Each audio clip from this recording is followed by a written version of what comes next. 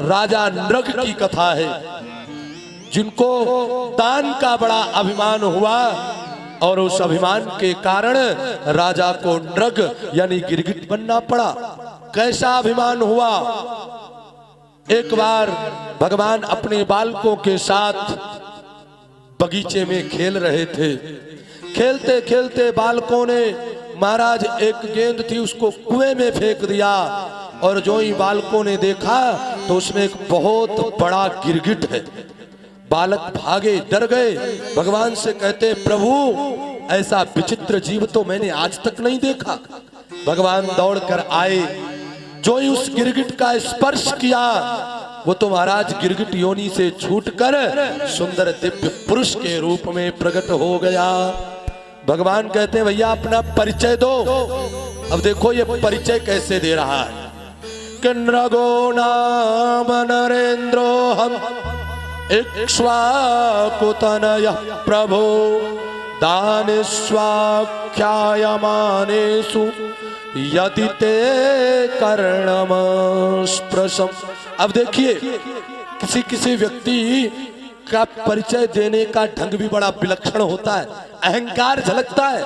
ये भी कह रहा है नृग, अरे आप मुझे नहीं जानते, नृगो नाम नरेंद्रो हम, मैं इक्ष्वाकु वंश का सूर्यवंशी राजा नृग हूं, दानियों में मैं सर्वश्रेष्ठ हूं। जब भी कहीं दान की चर्चा आती है तो मेरा नाम बड़े सम्मान से लिया जाता है। भगवान मन ही मन मुस्कुरा रहे, वाह अहंकार शब्द शब्द से झलक रहा है और कहता है मैं बड़ा श्रेष्ठ हूं। ऐसा ही संसार भी है। बहुत से लोगों को देखो अपना परिचय देते हैं तो परिचय में ही महाराज अहंकार छुपा होता है। अरे आप नहीं जानते, अरे फला चौराहे पर आ जाना, मेरा नाम लोगे तो मेरा नाम लेते ही, मेरा स्मरण करते ही लोग तुम्हें मेरे घर तक छोड़ाएंगे। ये सुंदर महाराज ऐसा अहंकार झलकता है। भगवान ने भी कह दिया क्या दान किया है तुमने? कहते गाय दान की, और वो भी ऐसे नहीं, सोने के सींग मढ़कर, चांदी की पूंछ और पूंछ में हीरा जवाहरात, सोने के खुर बनाकर मढ़कर। भगवान कहते हैं भैया गिरगिट क्यों बना? फिर लंगड़ी लूली गाय दान की होगी, ब्राह्मणों को दान देकर रोया होगा, हाय मेरा इतना चला गया। बोले नहीं, यहाँ वर्णन करता है, बोले पयस्वनिस्तरुणी शील रूप पड़ोपपन्न कपिला हेम श्रृंगी न्यायार्जितारोप्य खुरा सवत्स दुकुलमाला भरणा ददाव। कहते हैं मैंने पयस्वनी दूध देने वाली गाय और दूध के साथ साथ कहते हैं महाराज कामधेनु कपिला हेम श्रृंगी गायों का मैंने दान दिया है।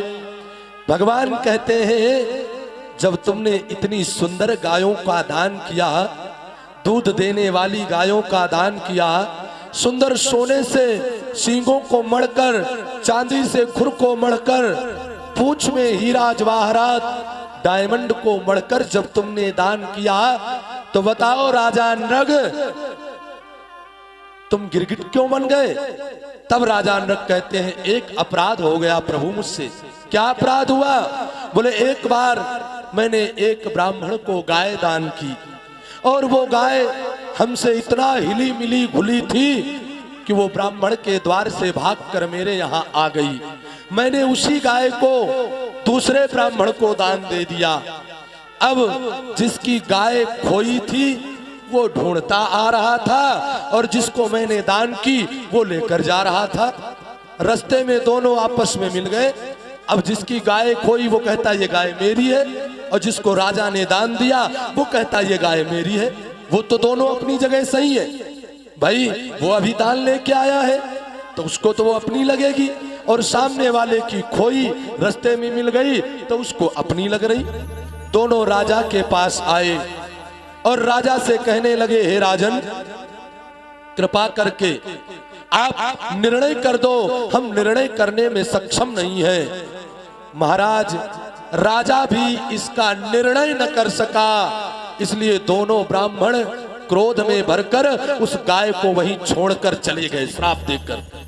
अब देखो कितनी बड़ी बात, भगवान यहां पर कह रहे हैं, भैया एक बार जहर पी लोगे तो मैं बचा लूंगा, लेकिन कोई ब्राह्मण का हक खाएगा, गौ का हक खाएगा, उस व्यक्ति को भगवान कहते हैं मैं अपने आप दंड दूंगा, किसी दूसरे को बुलाऊंगा नहीं। यहां भगवान कह रहे कि ना हम हालाहलम मन्ये विषम्यस्य प्रतिक्रिया ब्रह्म स्वम हि विषम प्रोक्तम नास्य प्रतिविधिर भुवि। भगवान कहते ना हम हालाहलम विषम, एक बार तुम विष पी लोगे तो मैं बचा लूंगा, अग्नि में कूद जाओगे तो मैं बचा लूंगा, तुम्हें गोली भी लगेगी तो मैं बचा लूंगा। अपने बेटों से कह रहे हैं, लेकिन बेटा अगर तुमने ब्राह्मण का हक खा लिया, गौ का हक खा लिया, तो मैं तुम्हें कभी क्षमा नहीं करूंगा, मैं तुम्हें अपने हाथों से दंड दूंगा। एक बार भगवान कहते लोहा खाकर भी पचाया जा सकता है, लेकिन जो ब्राह्मण का और गौ का हक खाएगा वो कभी भी पचा नहीं सकता। इसलिए जब मैं निर्णय न कर सका तो मुझे दोनों ब्राह्मण श्राप देकर चले गए। तो मैंने चरणों में निवेदन किया, श्राप का प्रभाव ये रहा कि मैं गिरगिट बन के इस योनि में अपने जीवन को व्यतीत किया, और आज प्रभु उस श्राप का प्रभाव जो मुझे नजर आ रहा है वो ये कि आप सामने खड़े हैं और मैं आपका दर्शन करके उस धाम को जा रहा हूं, ये श्राप का प्रभाव है। और नृग भगवान को प्रणाम करके, भगवान का स्मरण करके, महाराज भगवान अपने बच्चों को ये भय देते, क्यों? क्योंकि भय बिनु होई न प्रीत। आप आगे सुनेंगे अभी, ये यदुकुल वंश, यादव कुल इतना बड़ा हो गया था जब भगवान कृष्ण थे धरती पर, 56 करोड़ यदुवंशी हो गए थे, और भगवान को पता था कि ये आपस में ही मर जाएंगे, ये कलंक लगाएंगे, इसलिए भगवान ऐसी लीला करते हैं कि अपने कुल का अपने सामने विनाश करवा देते हैं। सुनेंगे आप आगे।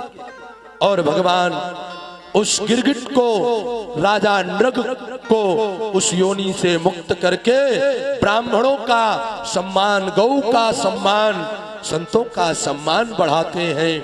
और ये बात हमें आपको भी महाराज सोचने, हम भी उसमें, हमारा धर्म सिर्फ दान लेना नहीं है, दान लेना और दान देना दोनों ही हमारे कर्तव्य हैं।